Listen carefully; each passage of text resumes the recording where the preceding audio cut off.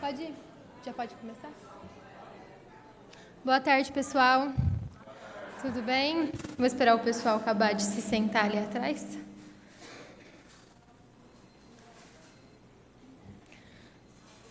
Bom, vamos dar início. Boa tarde a todos e a todas. A Escola do Parlamento da Câmara Municipal de Dumont promove hoje mais uma ação de caráter educativo e de utilidade pública, voltada à comunidade dumonense e região.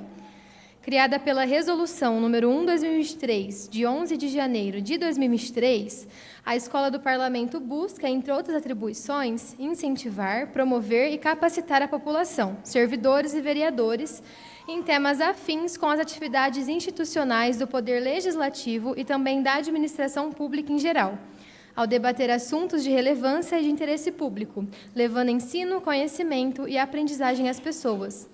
Hoje o assunto a ser tratado é sobre as campanhas Outubro Rosa e Novembro Azul, uma parceria entre a Secretaria da Saúde, a Escola do Parlamento e a Câmara Municipal.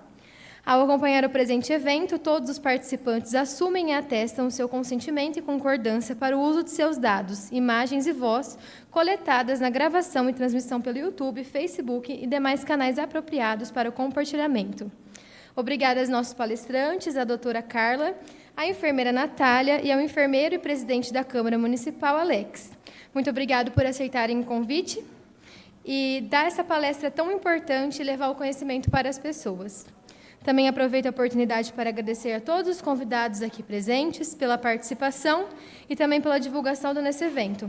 Gostaria de agradecer à Secretaria de Educação, representando a Prefeitura, a Fernanda Bálsamo Ferracini, e a Secretária da Saúde, Santina, e a equipe da Câmara Municipal. Agora eu vou convidar aqui para dar uma palavra a primeira-dama, Fernanda, e a Secretária da Saúde, a Santina, por favor.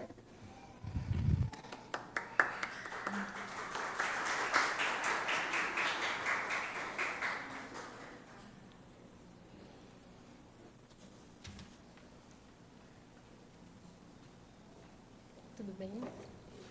Já pode vir aqui.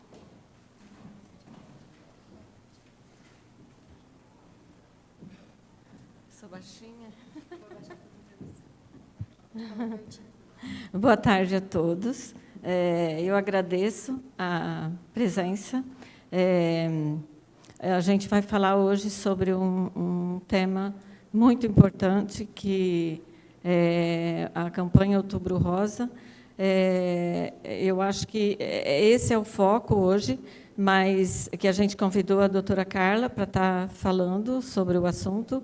A Natália também vai falar um pouco, mas isso é um tema que é a menina dos olhos da Secretaria nesse mês. O Alex também vai falar um pouco do Outubro Rosa, do Novembro Azul, apesar de a gente não estar ainda, mas a gente vai aproveitar essa oportunidade para as mulheres estar levando para os companheiros, tá bom? Agradeço a presença também da Fernanda, da Zica, e, enfim, de todos, e principalmente o pessoal da saúde, presidente da Câmara. Obrigada, Alex, pela oportunidade de estar aqui.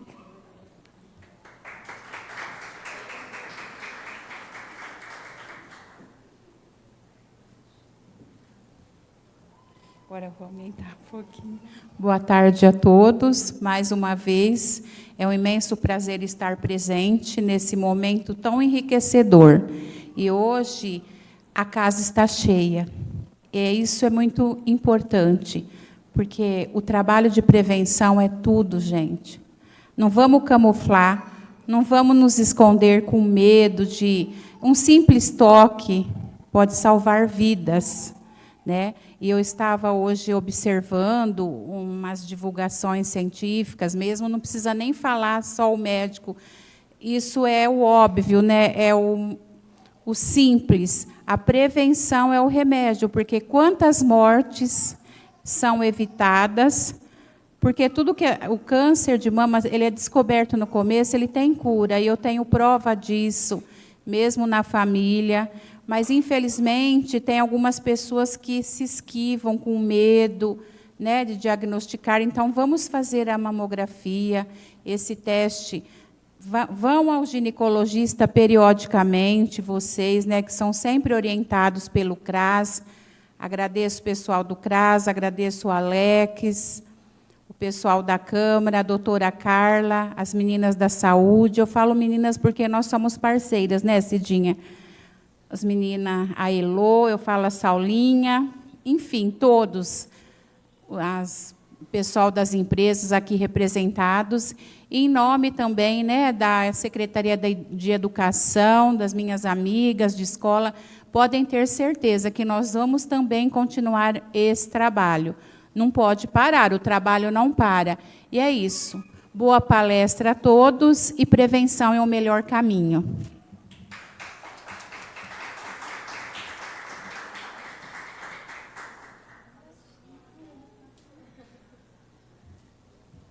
Gente, gostaria de agradecer, né, a Zica, as meninas do CRAS e também o pessoal da escola, né, as diretoras, coordenadoras que estão sempre com a gente, o pessoal das empresas que estão aqui. Agora, para dar início, eu vou chamar aqui na frente a doutora Carla, a enfermeira Natália e o presidente Alex, enfermeiro também. Por favor, podem subir.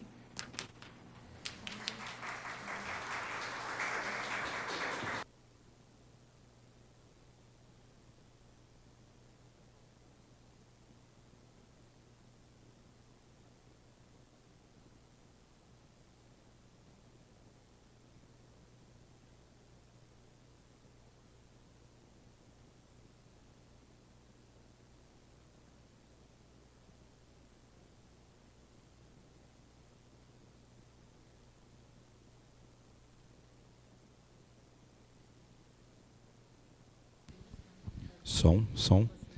Boa tarde a todos, a todas, né? Eu gostaria, antes de mais nada, agradecer a Deus por ter essa oportunidade de estar com vocês. De cara, eu já vejo a minha secretária, a dona Santina. Parabéns pelo trabalho. Eu sou uma pessoa que, quando eu tenho a oportunidade de agradecer o trabalho e o empenho, eu gosto de fazer isso pessoalmente e para todos saberem. A senhora faz um trabalho muito bom no nosso município. A maneira com que a senhora demonstra essa preocupação faz com que todos nós estivéssemos aqui hoje. Parabéns. É fruto do seu trabalho. Parabéns, Santina. Gostaria de, em nome da primeira-dama, Fernanda, agradecer todas as presentes, todos os presentes. Gostaria de agradecer muito os nossos servidores, em nome da nossa diretora Iraci, tá? Nossa coordenadora da Escola do Parlamento. Eu estou vendo aí bastante munícipes aqui envolvidos, né? Foram convidados pelo CRAS, pela Câmara, pela Saúde. Então, é uma tarde muito boa. Eu estou vendo profissionais da saúde aqui, a doutora Eveline, que deu uma palestra maravilhosa esses dias atrás. E, gente, não vou me estender. Vamos aproveitar e vamos pegar um pouquinho do que esses profissionais maravilhosos têm para nos oferecer. Obrigado, viu, Natália? Obrigado, doutora Carla, por estarem aqui hoje. Tá ok? Boa tarde a todos. Eu quero agradecer primeiramente ao Alex, nosso presidente aí da Câmara, pelo convite para estar falando com vocês desse assunto tão importante. Agradecer e estão vendo que a parceria entre a educação, a Prefeitura e a Saúde deu muito certo aqui hoje com os presentes. Tá? O pessoal do CRAS fez uma parceria também para poder trazer o pessoal para a gente conseguir levar essas informações. Tá? Eu agradeço novamente a presença de todos. Espero que a gente consiga que vocês levem para casa a informação que a gente precisa para combater e prevenir o câncer de mama. Obrigada.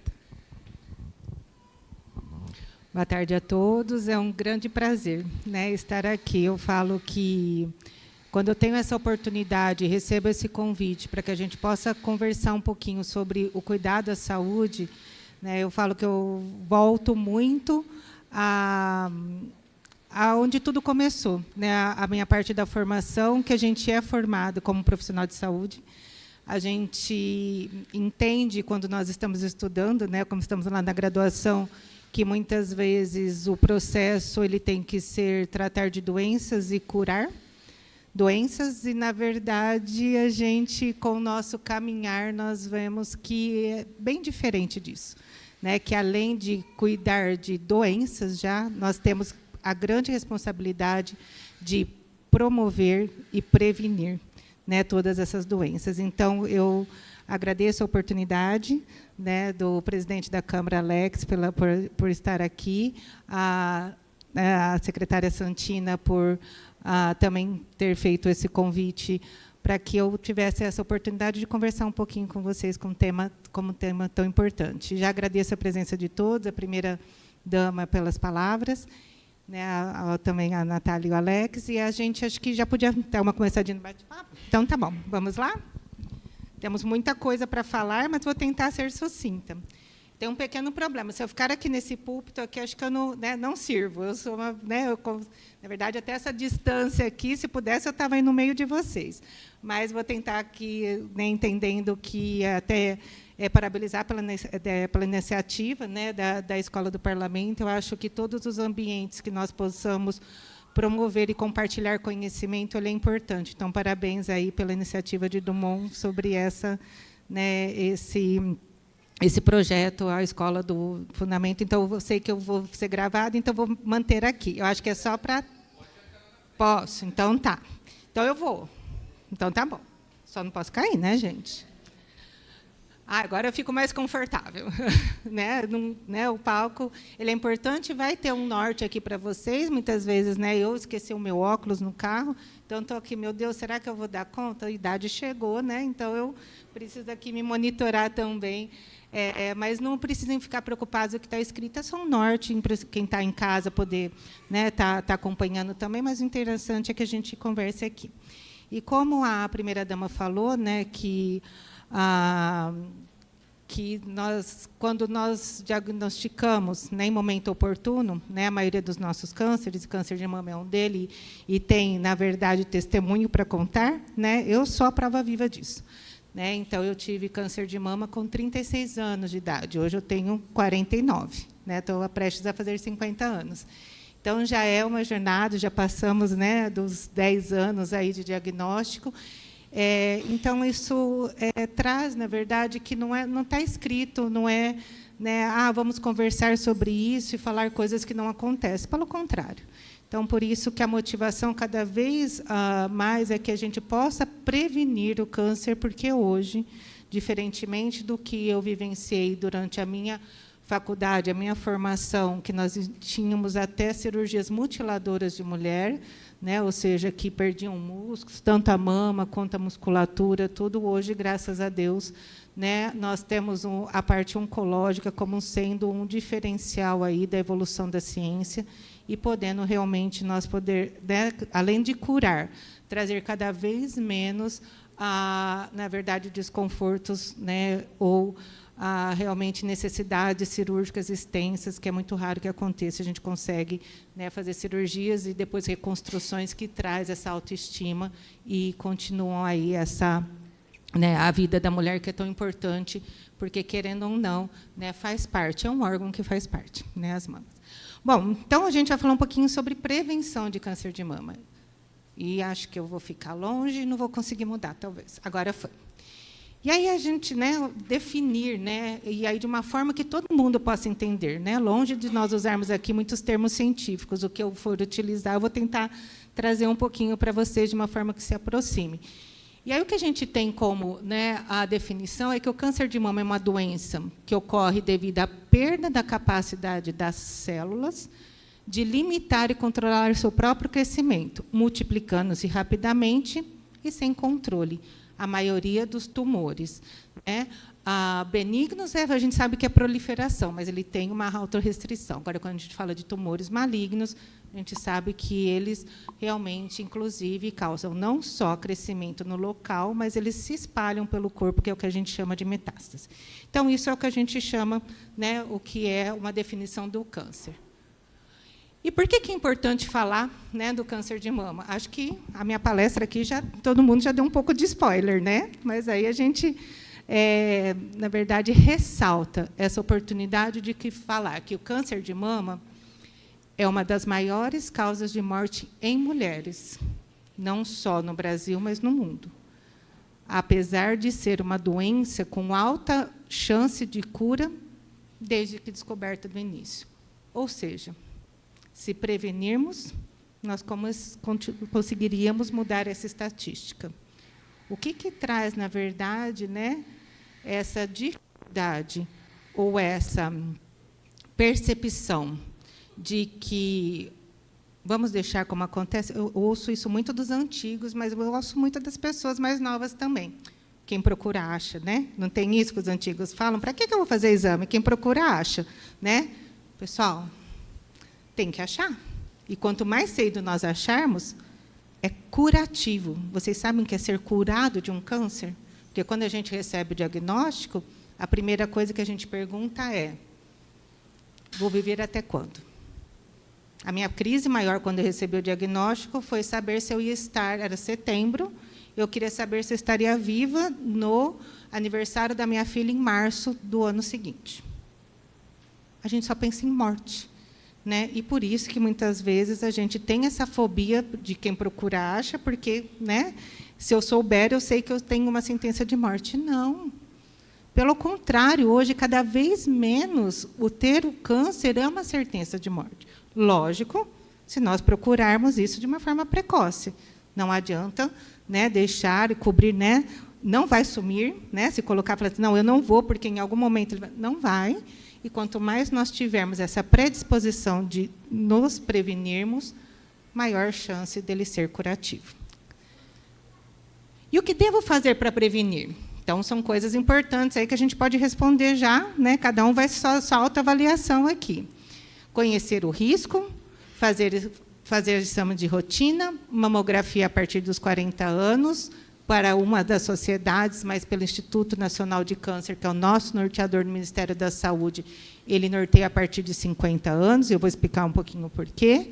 Saiba o que é normal para você, conheça as suas mamas, e escolha hábitos saudáveis. Então, já estou dando aqui, né, um spoiler da gente começar a prestar atenção o que eu posso fazer diferente.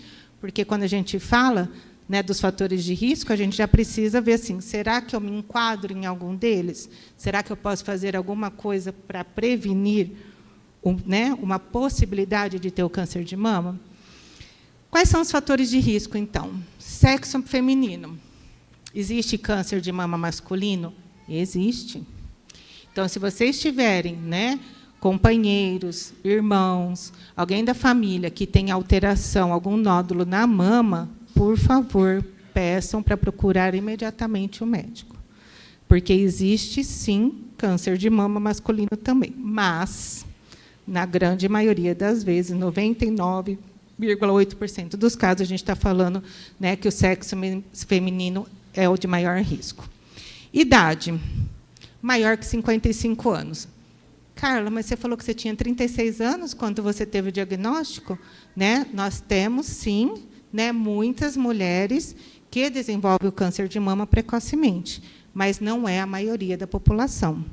Então, o ponto de atenção é, a partir dos 55 anos, eu tenho que me cuidar cada vez mais. Tá? Menarca precoce, ou seja, poxa, vocês falam muito assim, né? Quando eu recebo vocês lá no consultório, eu falo assim, eu menstruei mais cedo, quer dizer que eu vou parar de menstruar mais cedo? Isso está muito relacionado à quantidade de menstruação. Aqui nós estamos falando de menstruar mais cedo, estar, né, na verdade, exposta principalmente a alterações hormonais, caso sejam alterações aí que os receptores tumorais estejam relacionados a estrógeno e progesterona. Não são todos os cânceres que têm esses tipos de receptores, mas aqueles que têm, quando a gente está falando de menarca precoce, a gente tem uma exposição um pouco mais a essa parte hormonal. Menopausa tardia, né, após os 50 anos. Ai, nossa, menstruo até os 55. Né? Tem pessoas que menstruam, tem pessoas que param com 45. A média populacional hoje, né, nossa, é 47, 48 anos, e a gente também está observando, assim como teve uma época que a gente observou muito menarca precoce, a gente também vê menopausa um pouco mais tardia. Então, quanto mais tardia tiver, também maior exposição à parte hormonal, e se tiver receptor ali, pode ser um dos predisponentes. Nuniparidade, sem filhos, primeira gravidez após 30 anos, e aí a gente, né, ninguém está aqui dizendo que preciso, né, muitas vezes, se não é uma opção engravidar, né? Ninguém está falando que precisa engravidar para prevenir, né? A gente só está colocando uma constatação. Isso quer dizer o quê? Que se você não teve filhos, né, e que você, na verdade, teve uma gravidez um pouco tardia, que você também faça uma prevenção, né, mais adequada, que acompanhe de uma forma um pouco mais consistente aí com o médico, tá? Mas ninguém está dizendo aqui, né, para fazer outra na autoavaliação, isso não conta, tá, gente? É só para que, tendo isso, me enquadra aqui. Eu tenho que procurar o ginecologista e fazer meus exames de rotina.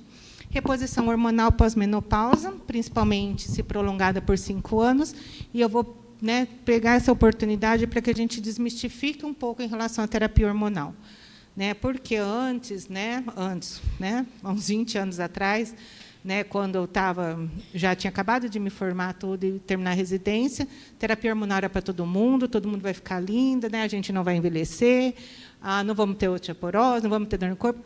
Só que teve um movimento muito grande de terapia hormonal, quando quisesse começar e até quando, né, na verdade, morrer. Hoje não existe mais isso, né? Então, a gente teve screenings importantes que mostram que terapia hormonal ela é muito eficiente quando bem indicada. E o que quer dizer isso? Quando sinais e sintomas comprometem a qualidade de vida do paciente. Hoje, ninguém toma mais hormônio para ficar sem ruga, para não ficar, né, ter uma osteoporose, para talvez ter ter um envelhecimento um pouco mais tardio. Terapia hormonal não é para isso, tá? Hoje nós não entramos mais para isso, a não ser para pacto de qualidade de vida, um tempo limitado e acompanhamento bem de perto com o ginecologista. Exposição à radiação ionizante em idade inferior a 40 anos, a gente sempre cita um pouco isso, porque, na verdade, as pessoas acham que qualquer exposição a raios ionizantes ela é totalmente inócua. Não é. A partir do momento, lógico, muitos nós precisamos fazer exames, mas exames desnecessários, né, que têm radiação ionizante, não é, né, assim, é totalmente inócuo, né? Ou tem exposição por outros motivos a ionizantes, então a gente sempre tem que ser um sinal de alerta, e isso está dentro da literatura e a gente precisa citar. Não é totalmente, nós não nos expomos assim com tanta frequência, tá? Para que a gente possa ser um ponto de atenção, mas é importante falar. Ingesta regular de bebida alcoólica, mesmo em bebida moderada, né, mesmo em quantidade moderada, a bebida alcoólica é um fator predisponente, tá? Obesidade, principalmente na pós-menopausa, e sedentarismo. E aí tem coisas que eu falei aqui que a gente pode mudar, né? Sedentarismo, né? Alimentação saudável, a parte de sobrepeso e obesidade, que, lógico, está relacionada, muitas vezes, com certeza, pode ser alterações outras, né? Inclusive hipotiroidismo, outras doenças, mas muitas vezes nós conseguimos melhorar esses, né, determinantes aqui, como alimentação saudável e exercício físico. Então, coisas para a gente pensar. E o que se fala sobre genética, né? Acho que eu estava ouvindo um pouquinho ali, né, que perguntam, né? Vou só mudar, inverter aqui para vocês entenderem o que nós vamos falar. Fui? 80% das mulheres com câncer de mama não possuem histórico familiar. Isso é importante nós sabermos. Tá? Por quê? Não tem ninguém na minha família com câncer de mama. Na minha também não tinha. Mas eu tive câncer de mama. Muitos outros já ouviram essa história, mas ninguém, eu sou a primeira da família. Muitas vezes nós somos o caso índice, que a gente fala, né? Nós somos a primeira a ter. Então, coloquei esse primeiro para que a gente se atenha a outros tipos de predisposição. Tá? Mas a maioria dos cânceres de mama não estão relacionados com a parte, tá, familiar, genética. Tá? E aí, quando a gente fala de genética, acho que vocês lembram, muitas são mais novas, mas muitas já ouviram, né, que se acompanham aí a mídia, a Angelina Jolie, né, a Angelina Jolie, né, que tirou as mamas, né, e tirou os ovários, e aí isso causou, né, na mídia aí repercussão, será que ela exagerou, será que ela não exagerou? Né? Na verdade, ela tinha um histórico familiar e ela fez, né, a investigação genética de BRCA1, BRCA2, que são, na verdade, mutações que, se acontecerem nesses genes, você tem grande predisposição a ter o câncer de mama. Só que a grande maioria de nós, eu ainda não fiz o meu, né, porque eu fiquei muito preocupada, eu tenho uma filha, né, e aí a minha dúvida era, se eu fizesse, tivesse positivo, né, o que eu ia fazer com tudo. Agora que ela está atingindo a maioridade, que a primeira coisa que ela perguntou, depois que eu expliquei, né, que quando é criança a gente vai falando aos pouquinhos, né? E aí outro dia ela virou e falou assim: mãe, por que você não fez o teste genético? Eu falei: olha, filha, naquele momento, né, eu ia talvez criar uma ansiedade, porque você também não poderia estar fazendo, porque sempre se faz no caso índice. E se fosse positivo, eu ia ficar muito, né, dentro de uma superproteção que talvez não seria o indicado. Então, hoje que você tem maturidade, a gente pode conversar sobre isso, então, provavelmente, eu vou estar fazendo o meu caso. Isso é indicação. Tem mulheres que não têm escolha, tem que fazer naquele momento, até por causa de prognóstico. Tá? No meu caso, eu fiz o tratamento, não precisei fazer, mas agora eu vou fazer em relação, principalmente, a pensar aí na minha filha e, né, talvez nas filhas dela. As mutações são raras, devem ser investigadas principalmente em pacientes jovens, por isso que é uma parcela da população, mas que requer atenção. E mulheres com mutações desses genes apresentam 80% de chance de terem, em algum momento na vida, a expressão realmente do câncer de mama, motivo pelo qual a Angelina Jolie fez a mastectomia e a oforectomia bilateral, porque, no caso dela, era positivo, e ela fez, devido à idade, devido a todas as circunstâncias, foi optado por isso. Tá? Então, são coisas muito específicas, pontuais, mas vale a pena falar para que, quando sai na mídia, aí, as pessoas não entendem nada e falam assim: o que está se falando sobre isso? Então, foi um caso muito falado, e hoje as pessoas, na verdade, conhecem o BRCA1 e o BRCA2 por causa dela. E aí, quais são os riscos, né? Quais são as mulheres com alto risco para desenvolver câncer de mama? Então, recapitulando, nós falamos que a maioria das mulheres que têm câncer de mama não necessariamente tem história familiar. Aquelas que têm história familiar estão relacionadas a alterações de mutação do BRCA1 e BRCA2, mas existem fatores predisponentes que a gente precisa ficar atenta. Então, quem tiver mulher com história familiar de pelo menos um parente de primeiro grau, mãe e irmã, com diagnóstico de câncer de mama abaixo dos 50 anos, ou seja, minha filha já tem que ter esse cuidado. Câncer de mama bilateral ou em ovário, em qualquer faixa etária, e mulheres com história familiar de câncer de mama masculino, são aquelas que nós consideramos de alto risco, né, para poder ou ter, na verdade, um acompanhamento um pouco mais, né, efetivo e mais próximo do ginecologista, porque elas são de alto risco para desenvolver o câncer. Quer dizer que elas vão desenvolver? Não. Eu posso mudar essa história? Se não for mutação genética, posso. Como? Lembra que eu falei dos fatores de risco?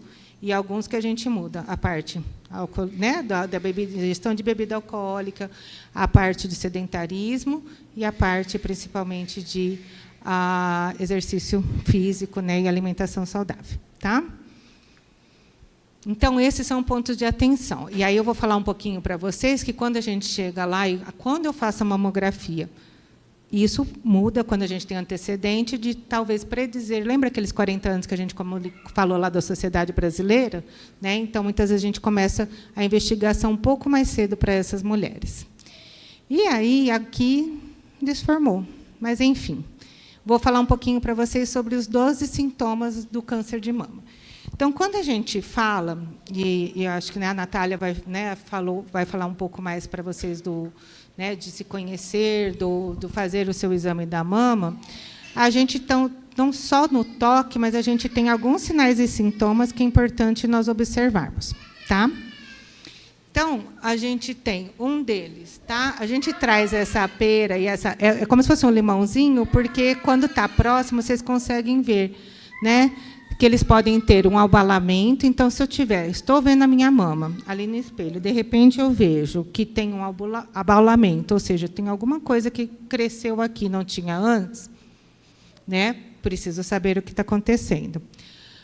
Alteração na pele, que a gente fala como se fosse uma casca de laranja. O que é uma casca de laranja? É uma mama que tem uma pele, vocês vão ver uma foto aqui, que ela fica toda enrugadinha, um pouco mais avermelhada. Isso a gente chama, eles falam pó de oranje, que é, na verdade, a casca de laranja, que é uma alteração da pele muito característica que a gente também nós precisamos ficar atentos. Saída de secreção mamilar. Nossa, está saindo, tanto espontaneamente, muitas vezes da expressão, né? Não é para que todo mundo fique precisando, né, fazer a expressão mamilar, não é isso. Mas se você saiu, teve uma secreção, quais nos chamam a atenção? É aquela cor de leite? Essa pode ser alteração, né, que a gente chama de hiperprolactinemia, um hormônio que pode produzir. É aquele amarelo esverdeado? Não necessariamente. Tem mulheres que têm alterações inflamatórias do ducto mamário que pode ser essa secreção. Agora, se ela tiver sangue, e se ela for clarinha, que nem eles falam que é água de rocha, ou seja, aquela água transparente, límpida, tanto uni quanto bilateral, mas principalmente unilateral, é sempre importante que nós façamos a investigação, porque muitas vezes a pessoa fala assim, só tem de um lado, se não tem no outro, está tudo certo. Não.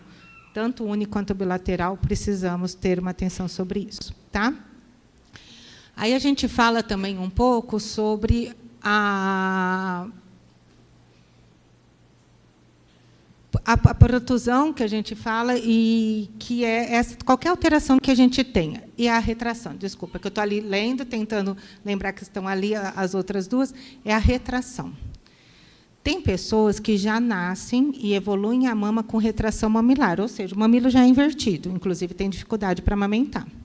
Mas tem mulheres que têm o mamilo protuso e, de repente, ele começa a ficar invertido. É um sinal de alerta. Ou, ao não ser o abaulamento, que eu falei para vocês, tem mulher que começa a afundar a pele, fazer um processo de retração, que a gente chama. Esse processo também é um sinal de alerta.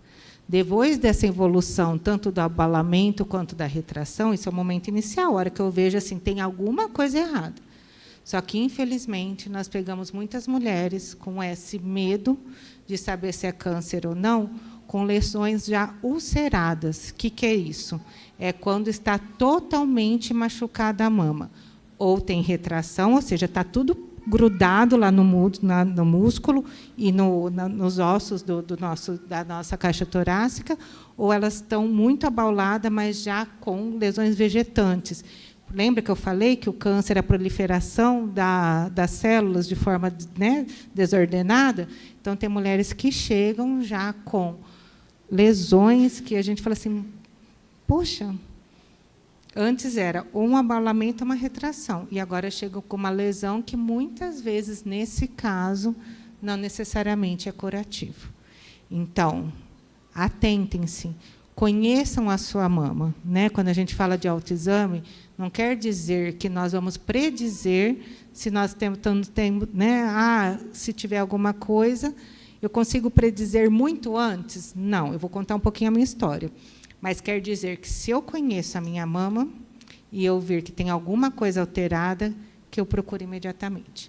Então, o que aconteceu comigo? Eu fazia, né, meu autoexame, de vez em quando eu estava assistindo televisão e estava fazendo palpação da mama. Mas, de repente, eu falei assim... Né, a gente tem um pouquinho que é mais... Né, a gente fala que é mais denso aqui, tem mais glândula aqui nas regiões um pouco perto da axila. Mas, nesse caso, eu falei assim, gente, está duro isso, que estranho. E, além de estar duro, eu palpava. Então, assim, pensa, antes de chegar nessa altura, e eu tenho certeza que 1 mês antes, 2 meses antes, eu tinha, né, meio que conhecia a minha mama, e por isso que eu falei assim, não está igual ao que eu palpei anteriormente. Só que a minha massa tumoral tinha 8 centímetros. Carla... Então, o que aconteceu? O meu câncer ele era multicêntrico, que a gente fala, ou seja, ele tinha várias lesões, vários nódulozinhos pequenininhos, que eram calcificações, e aí, quando eles ficaram acima de 1 centímetro, eles fizeram uma bolota, ou seja, eles fizeram, né, um brocotoma ali, e por isso que eu palpei.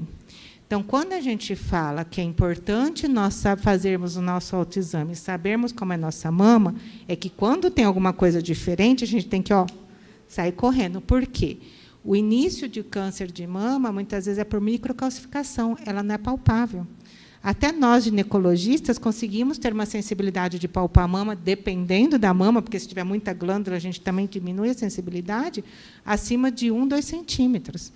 Então, por isso que o autoexame, hoje, pelo Ministério da Saúde, é colocado como: se conheçam, não é o único exame norteador para a prevenção. Precisamos, sim, fazer os outros exames, e um deles é a mamografia no tempo adequado, e, se tiver antecedente familiar de ponto de atenção, que seja um pouco antes. Deu para entender? Eu não vejo nada na minha mama, não tenho nada, não vou procurar. Assim, câncer de colo de útero, né? Não estou sentindo nada, não procuro. Hora que sentir, sinto em dizer. Já foi. Por quê? Quando você tem odor, né? Quando você tem, na verdade, sangramento, e o que a gente chama de um odor característico, que não é de corrimento, tá, gente? Um odor característico do câncer, né, uterino, do colo de útero, tudo, é porque já está invasivo. Então, a gente precisa fazer a prevenção, né, que é o Papa Nicolau, a citologia, e precisamos, sim, além de nos conhecermos, ou seja, conhecer nossa mama e nosso corpo, que a gente tenha também as prevenções no momento certo. Tá bom? Então, esse é um pouquinho, eu peço desculpas por ter ficado longe, eu não sabia a distância, vocês acabam não vendo, mas na internet tem essa foto, e vocês podem ver com um pouquinho maior muito mais cuidado aí. E aí a gente falou lá da retração, está vendo? O abalamento, a retração mamilar, a retração de pele, e aquele tudo parece amarelinho, vocês não estão enxergando muito bem, que nem eu aqui essa distância, mas é como se fosse a casca de laranja. Tá? E aqui talvez te ajude. Lembra que eu falei? Acho que não vai dar. Eu vou chegar aqui perto e vou ter cuidado para depois não descer. Lembra que eu falei das lesões ulceradas? Muitas vezes é a primeira vez que a paciente procura, ela já está com essas lesões. E aí, quando a gente tem a retração de mamilo, então a gente vê um mamilo que, se a gente palpar, ele é mais endurecido. Aqui a retração de mamilo aqui, ali é a casca toda enrugadinha, que a gente fala casca de orange, né? De laranja, que é a pele enrugada. Aqui é uma retração que não tinha antes. Olha a diferença dessa mama e da outra. Dá para perceber? Aqui eu tenho uma mama que ela está pendida, né? E aqui eu tenho uma mama menor. Ela não está menor porque ela foi reduzida. Tem uma lesão aqui, que faz com que vai tudo engruvinhando, tudo fazendo retração, e daqui ela foi para cima. E aqui abalamento e retração também, que talvez não consiga ver muito bem por aqui, mas que está aparente ali. E aqui é um tipo de secreção sanguinolenta. Lembra que eu falei para vocês? Olha, né? As alterações existem, sim, saídas de secreções de mamilo benignas, que são aquelas esverdeadas, purulentas, leitosas, mas parecendo sangue ou clara, né, como água de rocha, que todo mundo fala, para lembrar bem da límpido, né, nós temos que procurar. O autoexame, a Natália vai falar um pouquinho, então vou pular essa parte, mas lembrar que a gente precisa também fazer o quê? Né? Além disso, a mamografia em situações, né? Quando a gente traz lá todos os critérios de prevenção. E aí todo mundo fala assim: ai, Carla, tem que fazer mesmo? Vamos fazer um ultrassom? Aí eu falo assim: sinto muito. São 5 segundos que pode mudar a sua vida. Dói? Não minto. Nunca menti para minhas pacientes. Ainda mais eu que, né, já tenho uma cirurgia prévia, incomoda muito, mas eu conto. São 5 segundos que podem mudar a minha vida. Então, já chego no mamógrafo, eu conto. 1, 2, 3, 4, 5, acabou. Tá? Então, mesmo que tenha um incômodo, a mamografia não substitui a ultrassom. Lógico, a ultrassonografia, em alguns momentos, nós precisamos complementar a mamografia quando ela é duvidosa, quando ela vem birrar de 0, mas, fora isso, gente, é uma dor que salva vidas. É um desconforto, não é todo mundo que sente, tá? Mas como, né, todo mundo fica assim, ai, né? Façam, né? Então, a mamografia, a gente tem, pelo Ministério, a gente vai mostrar como que ela é realizada, qual que é a periodicidade, mas não deixem de fazer por medo, não deixem de fazer por dor, tá? Porque realmente é o único modo. A ultrassom, está mais tranquilo, né? Mas ela é só complementar, ela não é diagnóstica, tá? Sozinha. Quando fazer? Né, que eu falei um pouquinho para vocês. Para o Instituto Nacional do Câncer, que é o INCA, que é o nosso, né, norteador no Ministério da Saúde, a gente tem, a Natália acho que ia falar um pouquinho sobre isso também, mas só trazendo, ele coloca mamografia a partir dos 50 anos, a cada 2 anos. Pacientes que têm aqueles critérios de risco, né, de que tem alto risco, lembra? Antecedente familiar de câncer de mama antes dos 50 anos, antecedente de câncer de mama bilateral ou de ovário na família e câncer de mama masculino, a gente começa um pouco antes. Algumas sociedades falam, quanto antes? 10 anos antes do caso índice. Então, vamos supor, se eu tive com 36, minha filha teria que fazer com 25? Sim e não. Não existe consenso sobre isso. Eu preciso acompanhá-la. Quer dizer que precisa, hoje a gente norteia, o INCA coloca a partir de 35, independente da idade, que é o caso índice, e tem sociedades que falam que é 10 anos, se for precoce, que faça 10 anos antes. Mas o INCA, que é do Ministério da Saúde, fala que a partir de 35 nessas pacientes que têm risco. Tá? Quando? De 50 a 69 anos, tá? Que é o que está previsto pelo Ministério da Saúde, entre a faixa etária de 50 a 69 anos, mamografia a cada 2 anos. E exame clínico das mamas, que é aquele que a gente muitas vezes pede, pergunta para vocês, podemos fazer o exame da mama quando a gente vai colher Papa Nicolau? É um dos exames também que a gente faz para prevenção. Então, vocês se conhecem, a gente faz a palpação e complementa com a mamografia dentro desses períodos de faixa etária que são colocados aqui. A Sociedade Brasileira de Mastologia coloca a partir de 40 anos, mas o Ministério da Saúde, que nos rege dentro onde nós estamos inseridos, né, no SUS, ele coloca a partir de 50 bianual. Tá? E mulheres de 35 anos ou mais com risco elevado, a gente já começa a partir dos 35. Porque algumas mulheres fazem ultrassom de mama, aquilo que eu falei para vocês, muitas vezes ele vem como BIRAD 0, né, que quer ser BIRADs, né, todo mundo pergunta, o que está escrito aí? 0 é bom ou ruim? Aí eu falo assim, ó, sinto muito, mas o 0 nem eu sei, porque eu preciso complementar. Ou vai colocar uma lupinha na mamografia para aumentar aquela área, ou vai fazer uma compressão naquele lugar, ou vai fazer um ultrassom complementar. Tá? BIRADS 1, está tudo certo, não tem nada. Né? BIRADS 2, alterações benignas, ou seja, do bem. BIRADS 3, alterações benignas, mas eu tenho que fazer a cada 6 meses, então não pode fugir do ginecologista. BIRADS 4, antigamente tinha a letrinha A, B e C. Aí agora só tem, aí voltou para o 4 só. Quer dizer que é um ponto de atenção. Muitas vezes a gente tem que ter certeza e a gente faz uma biópsia para ter certeza. E BIRADS 5, né, altamente sugestivo de câncer de mama. Precisamos investigar, né, com celeridade aí, tá bom? Então, agora o que nós, né, fechando já indo para o encerramento, o que posso fazer para prevenir o câncer de mama? Evitar a obesidade, sobrepeso e obesidade, alimentação saudável, exercício físico, evitar a ingesta de bebidas alcoólicas, evitar a exposição de radiações ionizantes, ou seja, essas radiações outras, ou mesmo exames, né, que sejam desnecessários aí em grande frequência, não fumar, prevenção para todos os tipos de câncer. Existem possibilidades de cura? Nós já começamos o slide por aí, né? Na verdade, nós começamos a aula ao inverso. Sim, podemos prevenir, na grande maioria dos casos. Tá? E podemos curar, sim.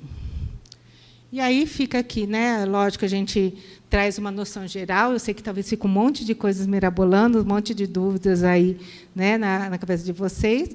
A gente, né, a Natália vai complementar com algumas informações, né, informações importantes também, e nós estamos aqui à disposição, caso tenha alguma dúvida. Então, espero que eu possa ter ajudado. E as que estão aqui, né? Estou vendo muitas mães novas, né, muitas pessoas novas. Informação é tudo. Informação que realmente, né, não seja uma fake news, né, eu falo que são preciosas. E vocês hoje, mesmo que vocês não se enquadrem em nenhum desses critérios, vocês podem levar para as irmãs, para as mães, para as avós, para os familiares, toda essa orientação, né? E tirar esse mito de que aquele negócio assim, quem procura acha, que bom que ache e que seja, né, o mais precoce possível. Combinado? Espero que eu possa ter ajudado um pouco vocês a esclarecerem, né, e tirar um pouco, desmistificar essa parte do câncer de mama. Obrigada.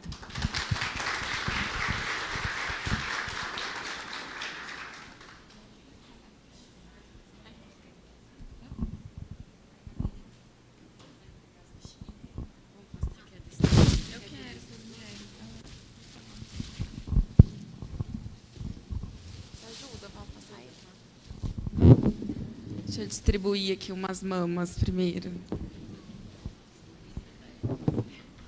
Essa tá siliconada, viu, gente?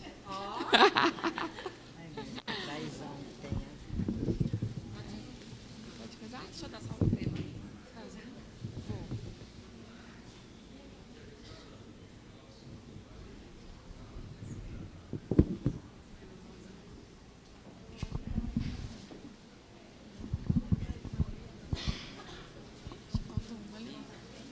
Dá uma para dar para a Heloísa lá. Aqui.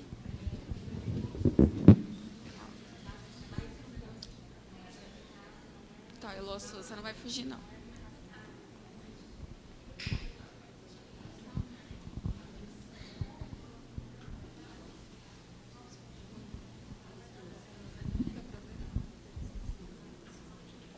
Pegou, Nath?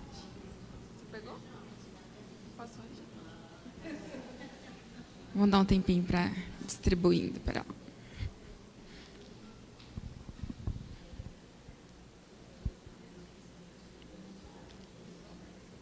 Boa tarde a todos, então, novamente.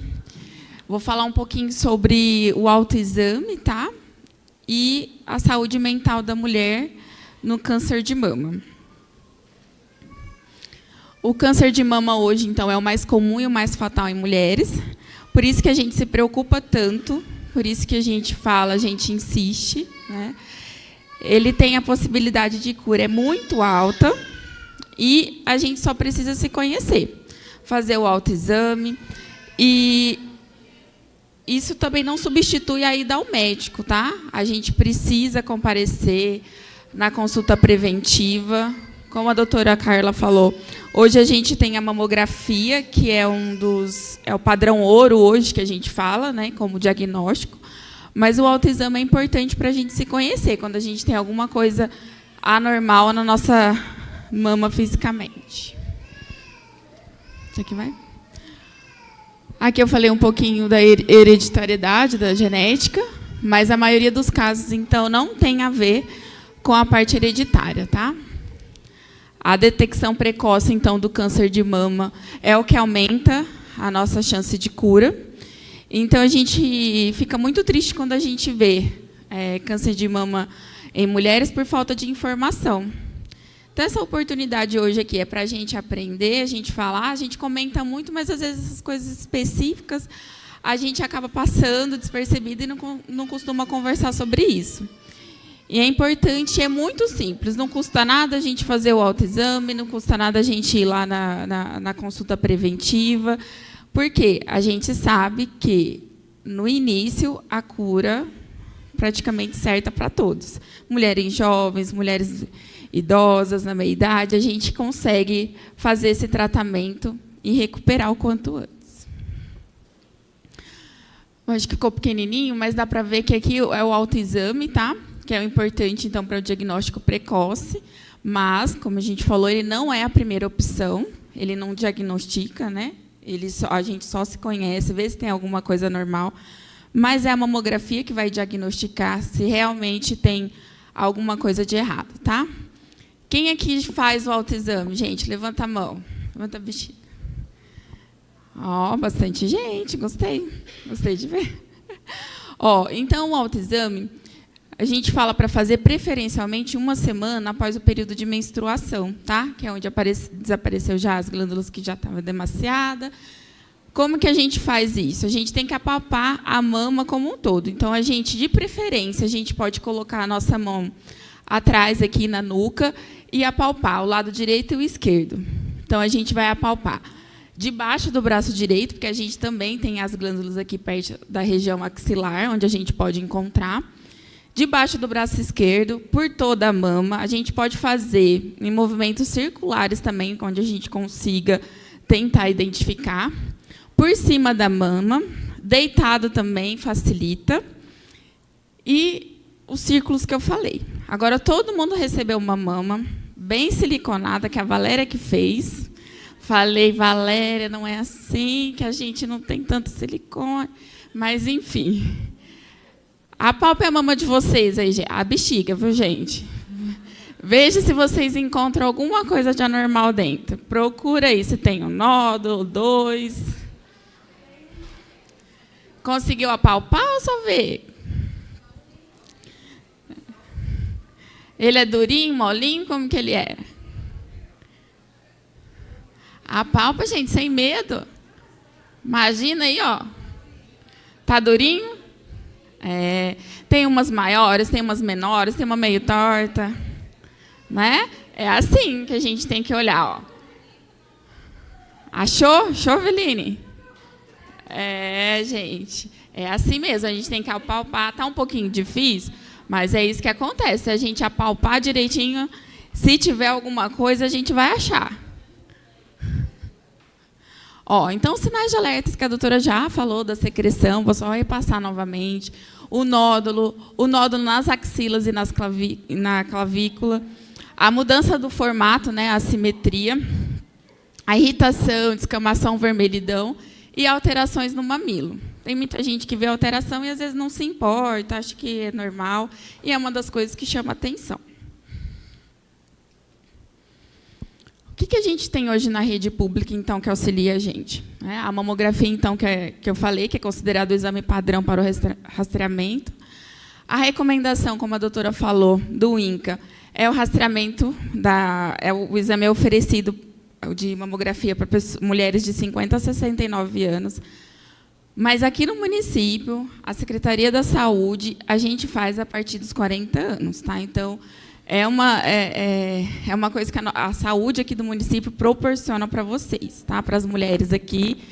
A gente já começa a partir dos 40, até porque hoje a gente tem muito histórico de mulheres, né? A doutora mesmo falou com 36 anos, isso então não é tão incomum assim.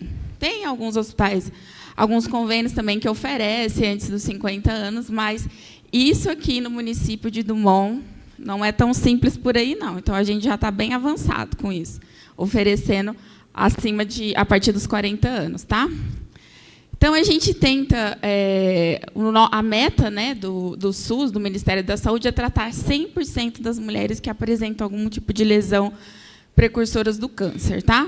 Aqui eu falei também ali do citopatológico em mulheres de 25 a 64 anos, porque a gente fala também um pouquinho do câncer de útero, que a gente precisa identificar. Então, prevenção.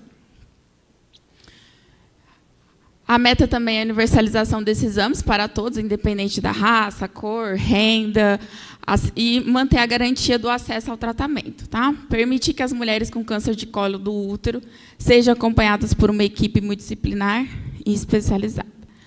Hoje, a nossa cartilha do Ministério da Saúde, ela fala tanto, ela é junta, né, com o câncer de mama e com o câncer de útero, justamente porque o câncer de útero também é bem silencioso e quando a gente percebe alguma coisa de errado, às vezes já está bem tarde. Tá?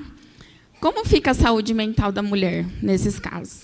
Quais os aspectos da doença refletem mais na autoestima da mulher? A gente sabe o quanto é importante a mama para o corpo da mulher, né? Para a autoestima. E antigamente, que a gente não tinha os tratamentos de hoje, que as cirurgias eram totalmente... As mulheres se sentiam mutiladas, né? O certo era já arrancar toda a mama. A gente não tirava só um quadrante, um pedacinho, não. Já tirava toda a mama, que era para tentar acabar com isso o quanto antes. Então, o temor de câncer de mama acomete a retirada da parte do corpo da mulher, que muitas culturas, né, desempenham a função significativa da estética, fantasia, porque isso fica comprometido, né? Como que a mulher se olha no espelho e vê que está faltando uma parte, né? Que foi mutilada, alguma coisa assim. Hoje, as cirurgias elas são muito menos invasivas, muito menos para fazer com que a mulher não se sinta menos feminina. Tá?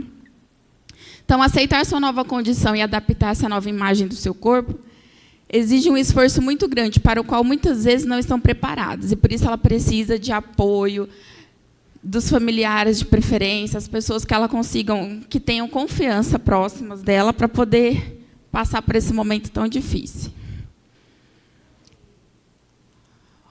Falei ali, então, que os avanços da medicina, hoje a cura pode ocorrer em 97% dos casos das mulheres, né, que descobrem precocemente. Por isso que a gente bate na tecla do autoexame, do exame preventivo, da ida ao médico. Lembrando que os exames não substituem a consulta médica, viu, gente? Então, depois vem o medo, a preocupação, a ansiedade, culpa, tristeza, revolta e, o pior de todos, a negação. Né? A aceitação, o que fazer, e esse medo da morte, que é o principal. Né? Tanto que a gente passou isso ali no Covid, é recente. A gente tinha medo da morte, medo do vírus. A mesma sensação quando a gente descobre um diagnóstico desse é também a morte. Tá? O paciente ele pode desenvolver uma depressão e um isolamento social. Vou morrer mesmo, vou ficar em casa. Para que eu vou ficar saindo? Não é? Acaba se isolando, se convive no ambiente onde tem outras pessoas, a felicidade do outro acaba incomodando, porque a gente está ali, o que eu estou fazendo? Vou morrer logo, para que eu vou, né, me divertir? A gente acaba se punindo nesses momentos. Os sentimentos variam de mulher para mulher, né? Apesar de serem maior ou menor intensidade, eles se manifestam em todas. O diagnóstico da doença e todo o seu processo são vividos pelos pacientes e os familiares no momento de angústia. O apoio do companheiro, gente, ele é muito importante, embora também seja uma situação difícil para ele. Tá? Então, para os dois, né? Para a pessoa que descobriu o câncer, mas para o parceiro, para o companheiro que está ali também. Então, é por isso que é importante conversar, ir ao médico para explicar, para entender, e esse apoio psicológico.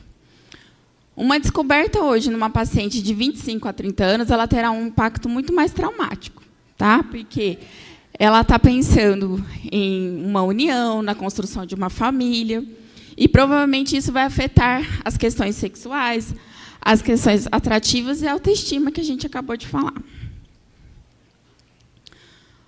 O câncer de mama, então, ele envolve questões associadas à autoestima e à própria identidade feminina.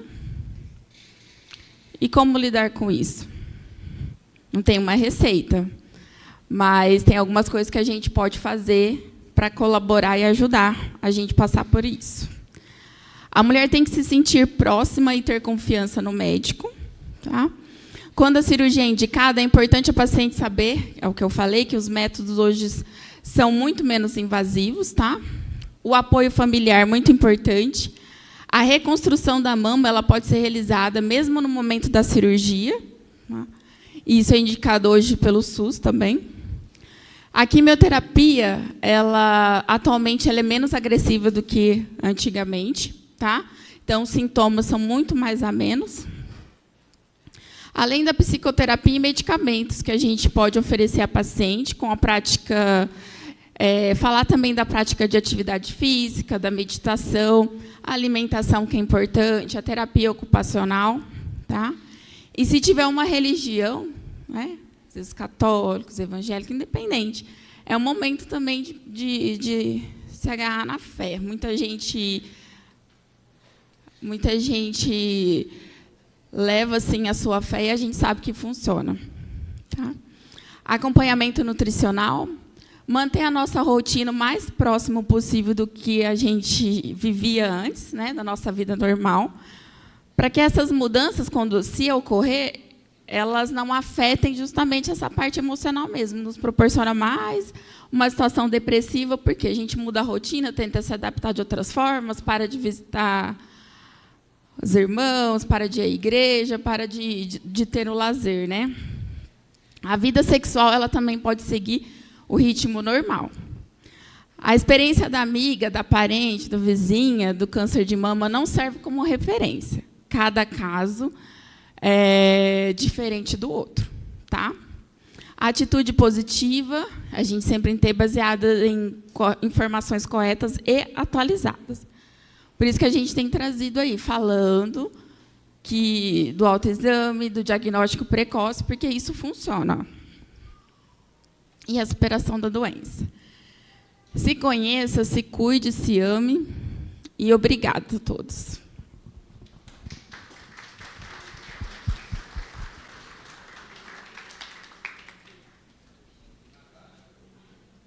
O vídeo. Tem um videozinho para vocês. Pode pôr.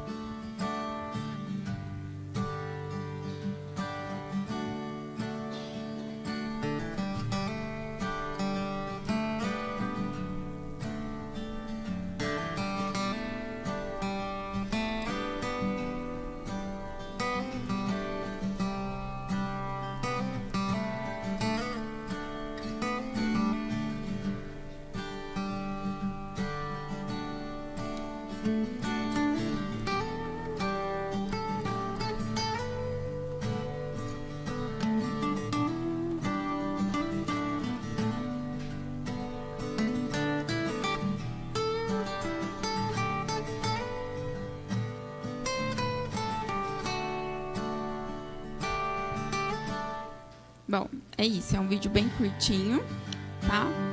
A doutora Carla e eu estamos aqui dispostas, se vocês precisarem tirar alguma dúvida, se tiverem alguma pergunta.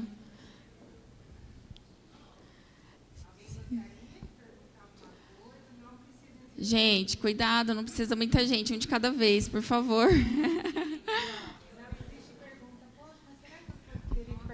Será que isso eu não tenho que saber? Né? Não. Né? Nós não temos que saber tudo. Pode. Eu acho que eu vou fazer uma pergunta que a maioria das mulheres faz quando acontece isso, porque eu, particularmente, atendo todas elas, é a mesma pergunta sempre. Doutora, fiz o exame, deu BIRADS 2. O médico lá do postinho está certo mesmo, eu não tenho que fazer uma ressonância magnética, eu não tenho que passar uma vez por mês no médico, acho que ele está errado. Qual que é a conduta, doutora? Porque isso é muito comum acontecer, tá? E quando fala que é o segmento, quando o médico orienta, a paciente fica com medo e muitas vezes que encaminha para o HC, para o especialista. Então, uma coisa que acontece rotineiramente na atenção primária, que é o serviço básico, e a gente, todos os dias, tenta orientar o paciente. Então, nós vamos falar com o especialista aqui para ela tirar essas dúvidas. Obrigada pela pergunta, Alex. Acho que é importante, né? Por isso que a gente, né, uma das colocações que eu falo, a gente precisa entender o BIRADS. Todo mundo, né, pode conhecer o que quer dizer do 0 ao 5. Né? Então, o BIRADS 2 são alterações benignas, ou seja, né, são alterações da mama que dizem que estão ali dentro da normalidade do previsto. Mas, assim, o ideal não era ter nada? BIRADS 1. Quantas BIRADS 1 eu vejo? Acho que é tão poucos, porque ou tem um linfonodo intramamário, ou tem uma calcificação que é vascular. Então, muitas vezes são achados que existem sim, mas são benignos. BIRADS 2 não precisa fazer exame complementar. BIRADS 0, lembra que eu falei? Quando a paciente pergunta, o que é o 0? Falei, nem eu sei. Ou seja, não consigo caracterizar essa mama. Eu preciso de exames a mais. Esse sim. Ressonância, que é uma das coisas, né, que as pessoas falam, porque tudo hoje é ressonância, né? Hoje, pasmem, né? O pessoal falou lá de que existe agora um PET scan que os famosos fazem, que custa não sei o que lá, que você vê tudo. Gente, exames desnecessários são igualmente, né, na verdade, a gente fala, né? Esqueci a palavra, hein? Iatrogênicos, né? Ou seja, fazer exames desnecessariamente é tão ruim quanto, muitas vezes, né, não fazer. Então, a gente precisa ter uma parcimônia em relação a isso. Ressonância. Eu fiz ressonância pré-operatória, porque eu fiz quimioterapia para reduzir a massa tumoral e eu tive que fazer uma ressonância até para saber como que poderia ser a minha cirurgia, tá? Ressonância só em casos específicos. E por quê? Porque não existe, assim como o BIRADS, a mamografia é o padrão ouro, como a Natália falou, né?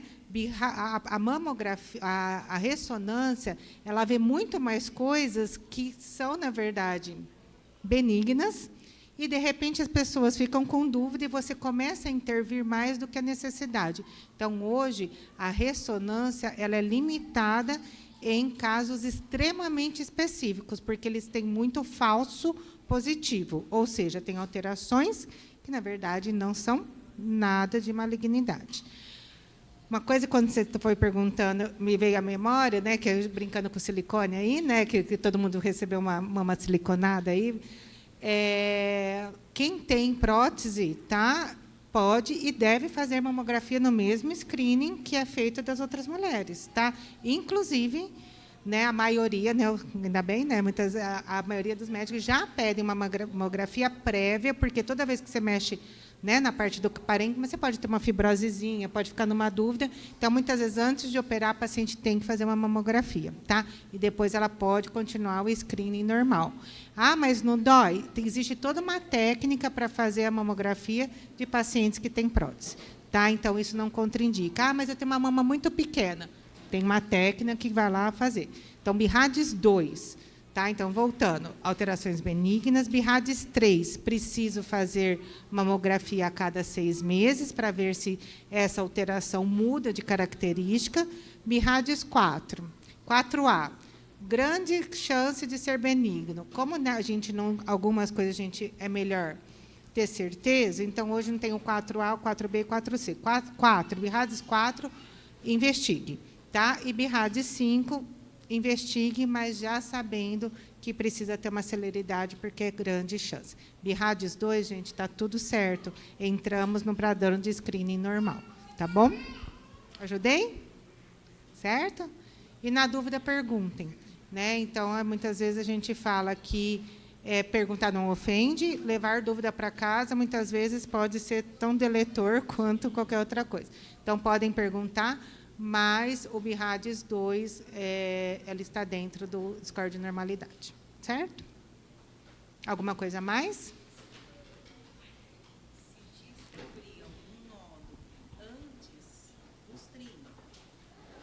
Qualquer alteração de que nós conversamos, tem que ir procurar, e aí é indicado dentro do que é alterado. Então, vamos supor, é diferente, lembra que acho que a Nath eu não vi, mas ela colocou uma pedrinha aí. Lembra que eu falei da minha massa tumoral? Eu falei, nossa, não era assim. Era uma pedreira, gente. Parecia que era uma pedra. Eu batia assim, ó, parecia que era pedra, porque a característica do tumor é petrificado. Ele é pétreo, ele parece uma pedra.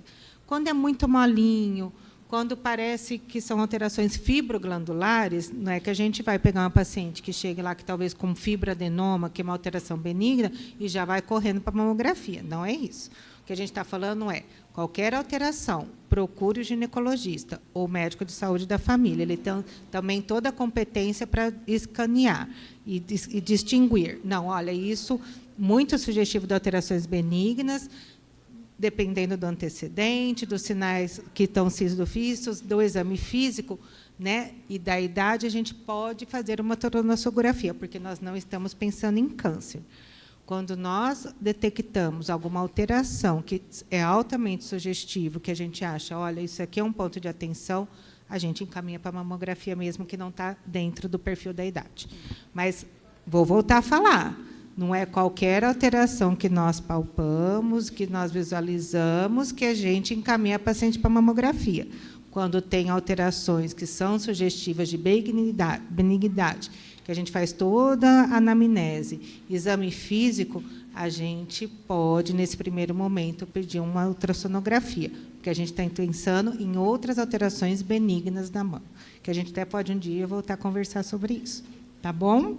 Então, o médico vai nortear certinho se, olha, mesmo com a idade, alta, é um ponto de atenção, vamos fazer a mamografia. Não, olha, vamos, né, com calma, porque parece benigna, a gente faz a ultrassonografia primeiramente. Tá bom?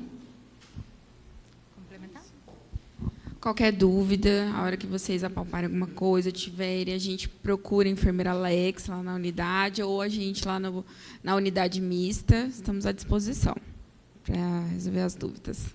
Obrigada, viu?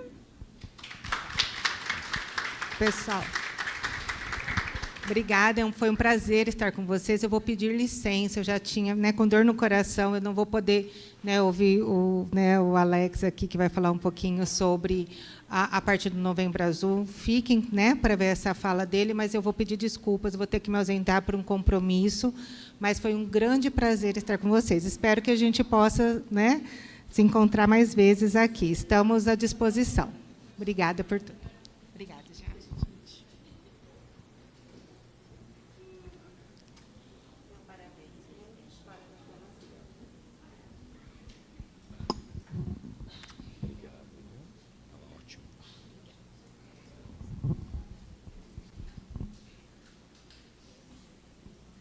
Som. Boa tarde novamente. Quem está cansado aí, quer ir embora? Ai, já achei já algumas pessoas. Já está terminando, viu? Nós vamos falar rapidinho sobre a prevenção do homem aí, sobre o câncer de próstata, que também faz parte da campanha, Outubro Rosa, Novembro Azul. Tá? Eu sou enfermeiro, para quem não me conhece, sou enfermeiro do município.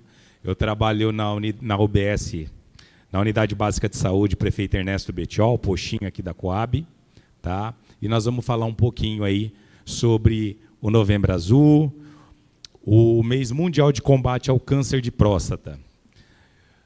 Eu estou com dois homens, tem mais? Tá, são 2 homens aqui, o restante mulheres, tá? Mas as mulheres elas possuem pai, avô, filho, tá? Bisavô, marido, tá? Então vão saber o que a gente está falando aqui. Alex, mês de combate ao câncer de próstata, Novembro Azul, destinado aos homens. Por que tem um mês destinado aos homens?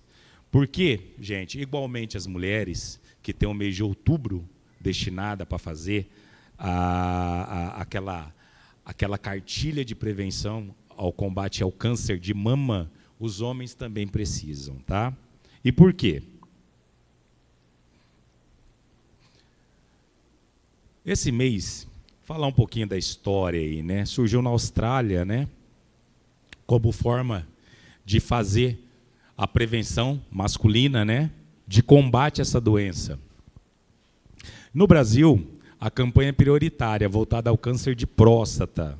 Mas por que o câncer de próstata? Porque nós possuímos números muito altos e alarmantes de câncer de próstata. É muito alto. E assim, mais comum do que vocês pensam. Quem não está na área da saúde não tem noção do tanto de pessoas, de homens que falecem hoje por câncer de próstata. E, diferentemente das mulheres, e eu chamo a atenção dos homens que estão aqui, tá? A saúde tem muita dificuldade de alcançar os homens. Os homens são muito resistentes. Para vocês fazerem uma ideia, existe um estudo que no Brasil, a cada 10 mulheres que fazem segmentos na atenção básica de saúde, apenas 3,5 a 4 homens, não chega nem a 4, consegue fazer o segmento. Olha como que é discrepante essa diferença.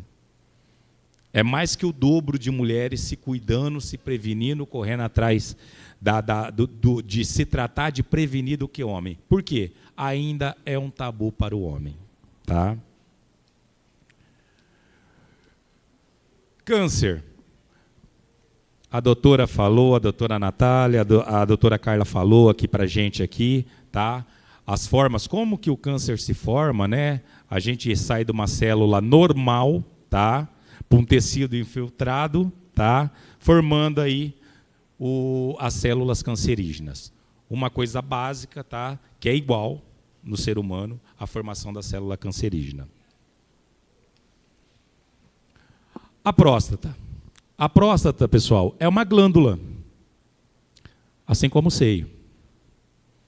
No seio existem várias glândulas, tá?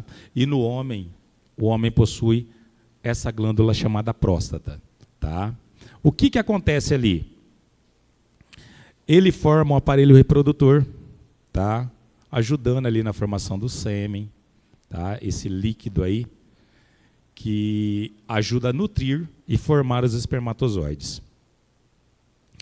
Ela possui inúmeras células que se multiplicam, crescem e morrem naturalmente. Tá? Falando mais do câncer, e voltando a falar aí, é aquilo que eu acabei de falar agora. É um resultado, é uma alteração anormal da célula. Câncer de próstata é a doença mais comum entre os homens acima de 50 anos. Eu vou contar uma particularidade para vocês. O meu padrasto faleceu. Meu padrasto foi quem me criou. Ele faleceu, vai fazer 2 anos de câncer de próstata. Tá? Então, eu tenho um histórico na minha família. Apesar de ser o meu padrasto, nós passamos por isso daí. Sendo que no Brasil é a segunda maior causa de mortes entre pessoas do sexo masculino. No Brasil é a primeira, hoje. Não era, tá? Entre o sexo masculino. Todo mundo sempre falava do pulmão. Hoje já não é mais. Avançou demais. E o grande culpado disso são os próprios homens, que têm a resistência de fazer o autoexame. Nós falamos do autoexame aqui. A mulher faz o autoexame de mama. Mas poucos homens sabem que os homens também têm que fazer. Porque homens também possuem câncer de mama. Assim como tem que fazer o autoexame, tá, da genitália masculina. Tá bom? Então, nós temos o homem possui muita dificuldade em fazer essa prevenção, em se cuidar. Fatores de risco. Mas o que pode causar o câncer de próstata no homem, Alex? Vários fatores. Igualmente, o câncer de seio, histórico familiar, obesidade. A gente sempre vai rodar na questão da obesidade, do sedentarismo, tá? Idade avançada acima de 65 anos, estilos de vida, tá? Alcoólatras, pessoas com comorbidades, né, tendem a possuir facilidade para desenvolver o câncer de próstata, tá bom? Fatores genéticos. Sinais e sintomas. Dificuldade, dor ou ardor ao urinar. Ele tem dificuldade para fazer xixi. O homem começa a sentir aquela queimação. Mas, aparentemente, ele não tem nada. Ele vai, faz o exame de urina da normal, tá? Aí fala para ele que ele tem que coletar o exame e o médico já orienta ele, depois do exame, a fazer o toque retal. E aí mora todo o problema. Tá bom? Eu já cuidei de vários pacientes, principalmente idosos, que se recusaram a fazer e morreram com câncer de próstata. Falaram que preferiam morrer do que ter um profissional fazendo o diagnóstico prévio. Daí você vê a dificuldade que é da gente alcançar esse diagnóstico no homem. Por isso que hoje se morrem tantos homens com câncer de próstata. Tá? Mais uma dificuldade aí de sinais e sintomas aí, ó, quando está em estágio avançado, infecção generalizada, insuficiência renal, ou seja, provoca uma debilidade no homem instantânea. O homem fica acamado, literalmente. Ele fica... Vocês podem ver, a gente que é da atenção básica, o que a gente faz quando a gente vê que o homem definhou? Ele está doente. Ah, mas ele está forte, né? Não perdeu peso ainda. Ele parou de comer, deu febre, ele está com o intestino ok, tudo certinho, e a gente não consegue achar. Mas, vasculhando o histórico progressivo desse paciente, a gente vê que ele nunca passou por um urologista ou um médico mesmo do posto de saúde para tentar fazer uma investigação mais aprofundada com relação ao câncer de próstata. E muitas vezes é aí que se acha a doença. Só que, infelizmente, já no estágio muito avançado.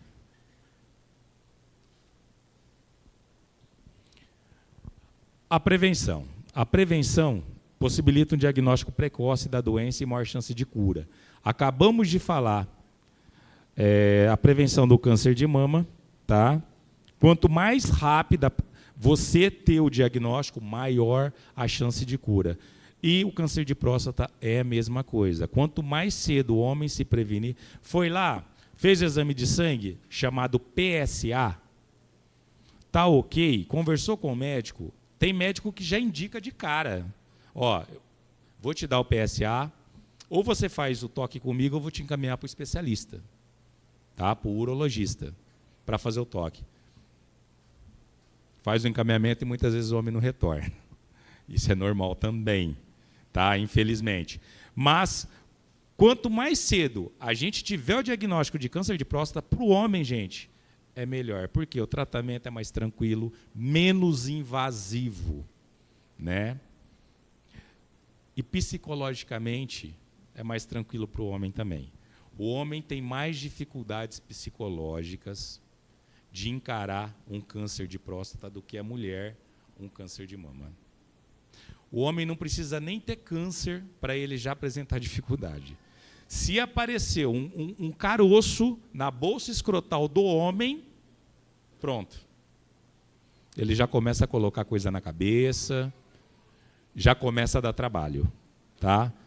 E atrás da prevenção, que é bom, nada. Ele reclama com a esposa, reclama com a família, mas o que a gente quer, que é o nosso objetivo, que ele faça o tratamento preventivo, a grande maioria, infelizmente, ainda não vai atrás. A gente espera que, com esse tipo de palestra, com esse tipo de incentivo, isso mude. O câncer de próstata, na fase inicial, ele não apresenta sintomas, eu acabei de falar. É necessário realizar exames preventivos, e anualmente. O PSA é um e o toque é outro.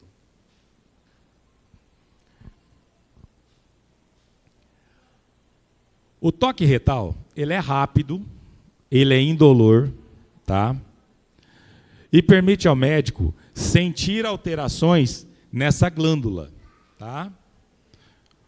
O paciente, existem várias formas de se fazer o toque, né? Várias posições. Mas, geralmente, o médico toca o paciente pelo reto e, literalmente, ele sente essa glândula prostática, se ela está aumentada, alterada. Estando aumentada ou alterada, até com caroços às vezes, porque o câncer ele dá brocotoma, o médico pede um exame mais aprofundado para fechar diagnóstico. Mas é um exame simples e dura 5 segundos. O PSA é o antígeno prostático específico. Todos os homens têm acesso ao PSA, gente. Todos os homens. É um exame hoje praticamente de rotina da atenção básica. Ninguém tem dificuldade de acesso. É de graça, está na rede básica de saúde, e é só ele ter o mínimo de esforço, correr atrás, chega lá, conversa com o enfermeiro Alex, com o enfermeiro Sidney, porque muitas vezes tem vergonha de conversar com uma profissional mulher, tá? Ou muitas vezes conversa com a médica e com o médico. Tá? A gente vai, tendo indicação de pedido, solicitação do PSA, será realizado. E eu queria tirar uma dúvida aqui, a Cidinha... Nós temos urologista no município, tá? Que é outra questão também que facilita o tratamento aqui no nosso município. Por quê? O uro é especialista. É ele que faz esse tipo de investigação, principalmente o toque retal, que é a grande parede que impossibilita o tratamento para os homens. Homens com 50 anos ou mais devem realizar os exames preventivos anualmente. Ah, mas existe histórico de câncer de próstata com menos de 40 anos? Sim, existe. É muito difícil, tá? Mas existe sim. E existindo aquela questão da questão genética familiar, a gente já procura fazer o diagnóstico mais cedo também. A gente não recusa solicitar exames. A gente aqui em Dumont, Os homens aqui que vão fazer tratamento preventivo, eles têm uma cobertura muito grande, porque eles fazem todos os anos, tá, aqui na rede municipal. A gente não deixa nenhum. Às vezes, a gente pede o exame, já pede no complemento dos exames que ele quer fazer anualmente. Ele nem sabe, na hora que sai o resultado do PSA, a gente fala para ele. Ou, quando não, nas campanhas, que todos os resultados de PSA do município são encaminhados por urologista. Se deu anormal, a gente encaminha. Tá? Ah, mas Alex, qual que é o resultado normal do exame de sangue de PSA? Tá? Ó, considera-se até 2,5 nanogramas por milímetro de sangue. Normal. Acima disso daí, a gente já começa a fazer uma escala, tá, de perigo para o paciente. Essa escala é feita em cima da idade dele. Tá bom?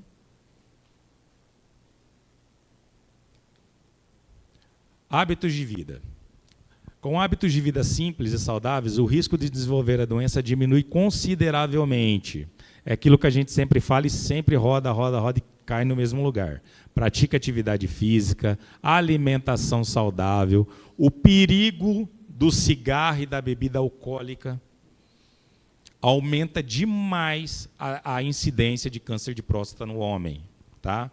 E tem um estudo também que eu gostaria de passar para vocês, mas não dá para se aprofundar porque eu precisaria de passar dados, e esse momento não é para isso, que a população negra de homens tende a ser mais incidente no câncer de próstata. Negros.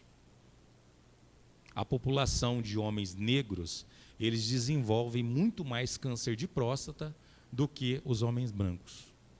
Isso é estudo, é número, e é uma projeção aí. Por isso, quando chega um negro com PSA alterado, a gente já toca ele para o especialista para a gente já tomar cuidado, né? Os devidos cuidados que devem ser tomados. Tá bom? Cuidado com a saúde mental. O homem enfrenta algumas resistências. Por exemplo, eu sei que vocês todas aqui, vocês vão chegar em casa hoje, vocês vão olhar para o marido, para o filho, para o pai, para o avô e falar, ó, vocês fizeram já preventivo, já? Câncer de próstata? O Alex falou que vocês têm que fazer. Vocês vão ver a resistência que é por parte de alguns. Eu não. Eu vou, imagina, deixar um homem lá socar o dedo...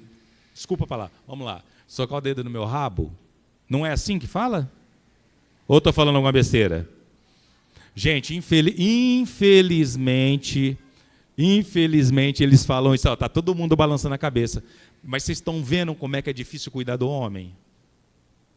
Se já não bastasse a cada 10 mulheres fazer o preventivo, apenas 3,5 homens realizam isso daí. Uma coisa básica, padrão. Tá? Eu brigo com todos eles, não vou mentir para vocês, não. Tá? Que a minha morte é ver o homem deixar de se cuidar por fator psicológico. Tratamento. Tratamento vai depender do estado de saúde do paciente, estágio da doença, ou seja, se Deus ajudar e o paciente for um paciente que faz o preventivo, nós vamos pegar no começo do estágio da doença e o tratamento vai ser menos invasivo, menos agressivo. Tá? Para evitar que a principal queixa, que é a questão da cirurgia, entrar via pênis, ir lá na próstata com laringoscópio, retirar, descascar a próstata do homem inteira, quando não mandar para radioterapia e quimioterapia. Aí você pode ter certeza que o homem mentalmente, ele realmente está num estado bem difícil. Tá? Acabei de falar. Cirurgia, radioterapia ou tratamento hormonal, que é a quimioterapia. Então nós temos que fazer a nossa parte. E assim, gente, o Sistema Único de Saúde, e assim eu gostaria de fazer um agradecimento ao SUS. O nosso SUS, ele previne de graça todas essas formas de doença. E gostaria de lembrar também que todo paciente que tem o diagnóstico de câncer, seja ele benigno ou maligno, hoje, com menos de um mês, ele está no especialista. Então, não tem por que correr do serviço de saúde. Em nosso município, nós possuímos clínicos gerais que realizam acompanhamento, solicitam exames e, se forem necessários para o diagnóstico e melhor tratamento do homem, em todas as situações. Nós, acabei de falar, nós contamos com um urologista no nosso município. Tá? Então, Natália, só uma dúvida. O urologista está atendendo ainda no nosso município? Ótimo, perfeito. Então, pessoal, você vê que nós temos tudo na rede e de graça. Não tem por que vocês não chegarem em casa, não conversar com o marido, com o pai, com o tio, com o avô, falar, ó, vai fazer o preventivo esse ano, tá? Vai lá no posto, conversa com os meninos, estamos esperando vocês. Importante é frisar que o homem necessita se cuidar. Hoje é de suma importância, quanto antes for detectado, melhor, o monitoramento de sua saúde. Quanto mais cedo detectarmos alguma anomalia em sua saúde, mais chance de cura o homem terá. Quando o homem se cuida, a chance de cura passa para 90%. É muita coisa, graças a Deus. Tá? E isso é o INCA que fala. Então, pessoal, eu vou passar uma tarefa para vocês, de convocar pai, avô, quem vocês amam, os homens que vocês amam na vida de vocês, a fazer o tratamento preventivo. Aí uma unidade básica de saúde, aí é o seu convênio, para quem tem convênio, e realmente conversar com o seu médico, fazer o preventivo, quebrar esse tabu, que é um tabu que mata, infelizmente, milhares de homens hoje no nosso país. A saúde do corpo começa pela educação da mente. Essa é a frase que eu gostaria de deixar para vocês, tá? Um abraço aos homens que estão aqui hoje, né? Temos 2 aqui comigo. E um abraço para todos os homens que vocês carregam no coração. Tá bom? Obrigado por tudo. Eu estou à disposição aqui. Se alguém quiser fazer alguma pergunta, eu estou à disposição.